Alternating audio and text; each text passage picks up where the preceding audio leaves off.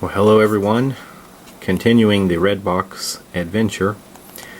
After slaying the goblin and saving the merchant, we are on to part 2, tracking the goblins. It says the whinny of a horse catches your ear, and as you look around for the source of the sound, you see a rider at the crest of a low hill, a few hundred yards away. The rider seems to be human, but as the goblins flee, he shakes his fist in frustration. His jet black horse rears and whinnies again, and the rider's red cloak billows behind him in the wind. Then the horse gallops off toward the southwest into the Moon Hills. Well, it says that we'll never catch this mysterious rider on foot, but determining his identity might bring some insight into the reason for his attack on the merchant's wagon.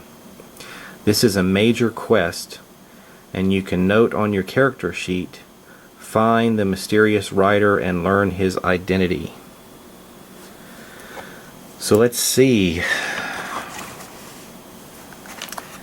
I guess we could put that.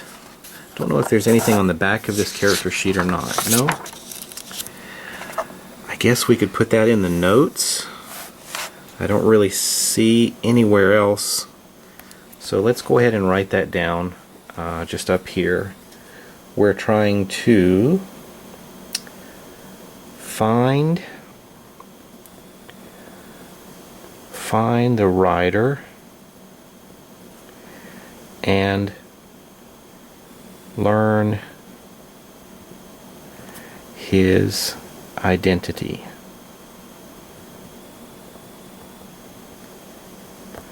Okay, that's our quest.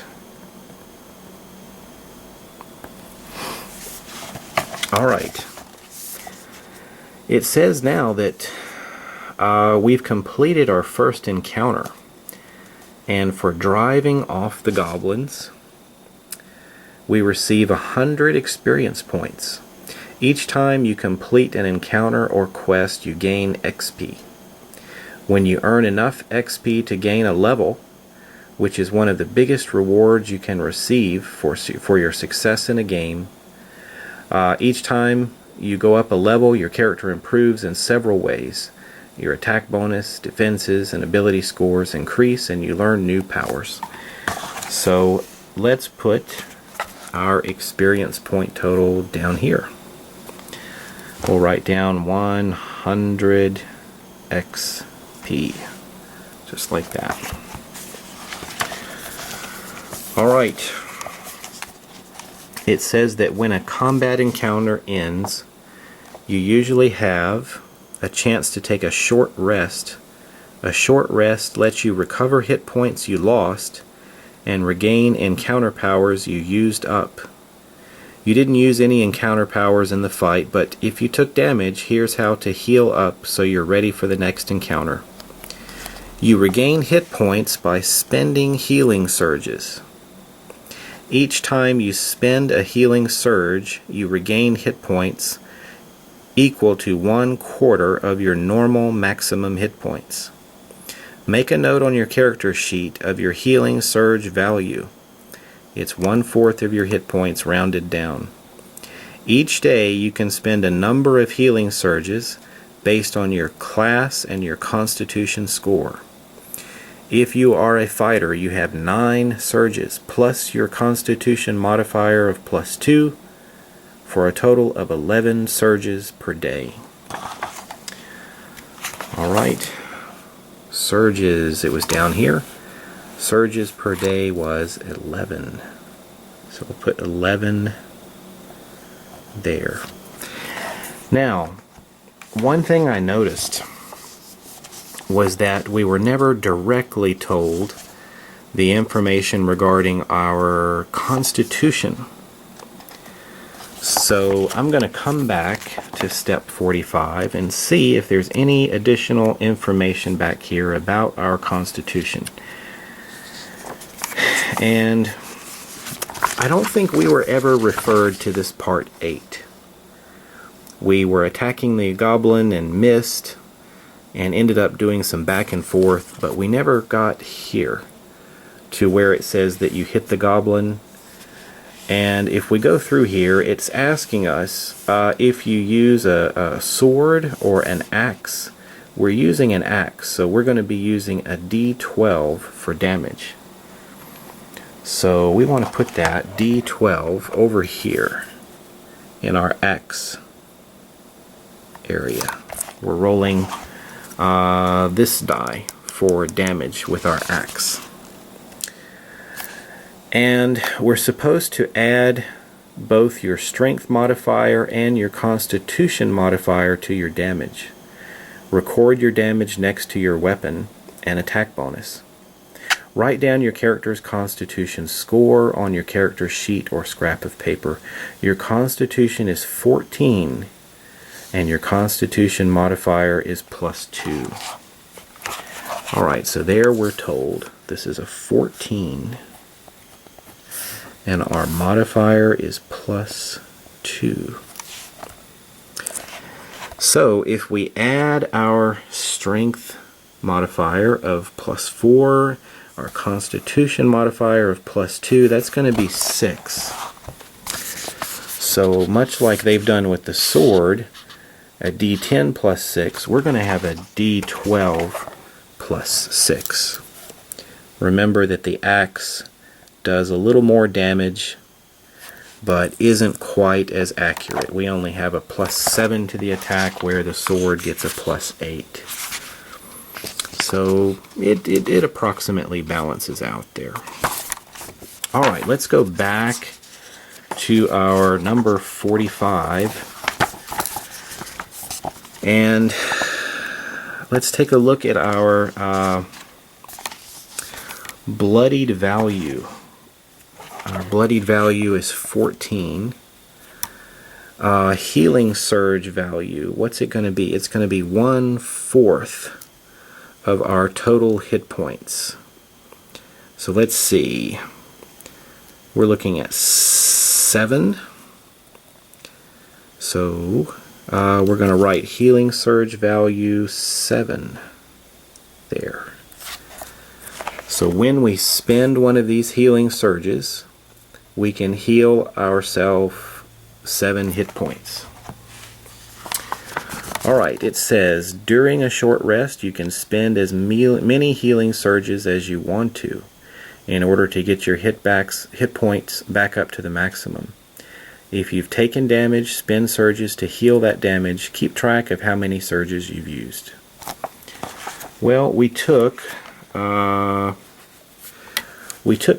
points of damage. So why don't we spend 1 surge? So surge is used, let's just put a 1. And that's going to take us back up to 29 hit points. Because we only needed to heal 4 and we healed a total of 7. So that can't take us over our maximum number. It just takes us back up to full health. Alright, let's look here. The merchant is not seriously injured, but as the goblins run away, he glances into the back of the wagon and swears vigorously. "They stole it," he shouts. Then he turns to you. You were incredible in that fight. You probably saved my life, but I need your help again. The goblins stole something from the back of my wagon, something precious. I need to get it back. Well, now we have to think of what kind of response we're going to give. We can volunteer to help right away. We can say, well, what's in it for me? We can talk about bringing the goblins to justice. Or we can say, hey, good luck, and climb back into the wagon. Or we can think about some other answer. I think I'm just going to volunteer to help. Something precious was stolen. The goblins are bad. I'm going to try to do what I can to help him. So it says go to 46. You have a helpful and adventuresome spirit. Travis gladly accepts your offer of help and promises you a reward of 30 gold pieces if you return the stolen item. He says it's a small wooden box with a lock, he explains. He asks you not to look in the box if you find it, though blushing slightly as he explains that the contents are personal. Alright, this is another major quest, and you can add it to your character sheet. You might have a good alignment. Alignment is a simplified designation of your character's dedication to a set of moral principles. Good characters believe it is right to aid and protect those in need, which certainly seems to describe this situation. If you're good, you're not required to sacrifice yourself to help others or completely ignore your own needs, but you might be asked to place others' needs above your own. In some cases, that might even mean putting yourself in harm's way. That's the essence of being a heroic adventurer. This merchant can't defend himself from the goblins or fight them to retrieve his stolen goods, so you volunteer to track them down at significant personal risk. If this sounds like what you have in mind for your character, write good in the alignment space on your character sheet and go to 55. If you'd like to consider other alignment options, go to 51. I will keep it simple, and we'll go up here to alignment, and we'll put good.